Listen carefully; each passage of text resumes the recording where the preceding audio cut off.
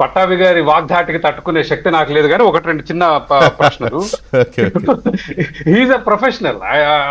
ఆయనతో డిబేట్ అంటే దాదాపు అసాధ్యమైన పని. సో చంద్రబాబు నాయుడు గారు మచ్చలేని మనిషి, అవినీతి మీద పోరాటం చేస్తారు, అన్ని బానే ఉంది. టీడీపీ అఫీషియల్ చంద్రబాబు గారి సొంత పత్రిక చైతన్య రథం కాస్త చూడండి. వాళ్ళ సాక్షి, ఈనాడు, ఎవ్రీ పేపర్, భారతదేశంలో ప్రతి పేపరు ఇవాళ మొదటి పేజీలో అదానిది పెట్టారు. చైతన్య రథం లేదంటే అదాని వాళ్ళ స్కాండల్, జగన్మోహన్ రెడ్డి గారు తీసుకున్న లంచం స్టోరీ. ఇదేనా చంద్రబాబు నాయుడు గారి పత్రిక? మత్సలేని నాయకుడు. వెరీ గుడ్ ఫైండింగ్ చక్రవర్తి. చూపిరా కాస్త. చక్రవర్తి గారు, I appreciate you. This is very good finding. మీకు విషయం సాక్షి వాళ్ళు కూడా ఫస్ట్ పేజ్ లో రాశారు, కాకపోతే వాళ్ళ వెర్షన్ వాళ్ళు రాసుకుని ఉండొచ్చు కానీ ఫస్ట్ పేజ్ లో పెట్టారు. ఎందుకు సార్ మీకు ఇప్పుడు ఎందుకంత భయం లేదు? మీరు వినండి చక్రవర్తి గారు, మీరు వినండి. చెప్పండి. భయపడే వాళ్ళు ఎవరు లేరు.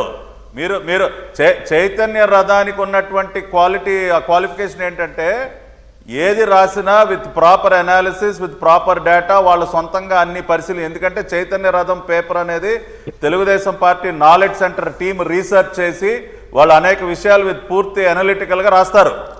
ఈ విషయం కూడా మీరు చూస్తారు. ఏదో ఇవాళ ఒక వార్త వచ్చింది కదా అని హడావుడిగా మీరు మరోలా అనుకోవద్దు పట్టాభి గారు, మీడియాతో మరోలా అనుకోవదు పట్టాభి గారు. వీకే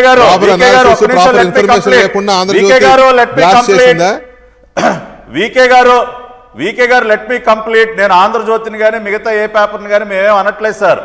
మా చైతన్య రథానికి సంబంధించి మాకు ఒక నాలెడ్జ్ టీం ఉంది. మేము దీన్ని ఒక మెయిన్ స్ట్రీమ్ పత్రికలాగా మేము నడపట్లా, ఒక అనలిటికల్గా మేము నడుపుతూ ఉంటాం. రకరకాల వార్తలు రాస్తూ దానిలో ప్రజెంట్ చేస్తూ ఉంటారు. ఇప్పుడు మేము కొంత వెనకండి, మీకున్నంత పెద్ద టీం మాకు లేదు సార్. ఇప్పుడు ఆంధ్రజ్యోతికి ఒక 500 మంది ఎంప్లాయీస్ ఉన్నారు, ఈనాడుకి ఒక 1000 మంది ఉన్నారు. చైతన్య రథానికి ఉండేది 10 మందే. మేము ఒక స్టోరీ రాయాలంటే దానికి ఏదో ఇమ్మీడియట్గా 1 గంట 2 గంటల్లో రాసేటటువంటి ఇన్ఫ్రాస్ట్రక్చర్ మాకు లేదు ఇక్కడ. కాబట్టి కొంత టైం పడుతుంది. ఇవాళ ఆంధ్రజ్యోతికి ఉన్నటువంటి వ్యవస్థ ఏంటి, ఈనాడుకు ఉన్నటువంటి వ్యవస్థ ఏంటి, చైతన్య రథానికి ఉన్నటువంటి వ్యవస్థ ఏంటి? How can you compare? కాబట్టి ఒక విషయం చెప్తా ఉన్నా ఇక్కడ వీకే గారు. ఈవెన్ వినండి చక్రవర్తి గారు,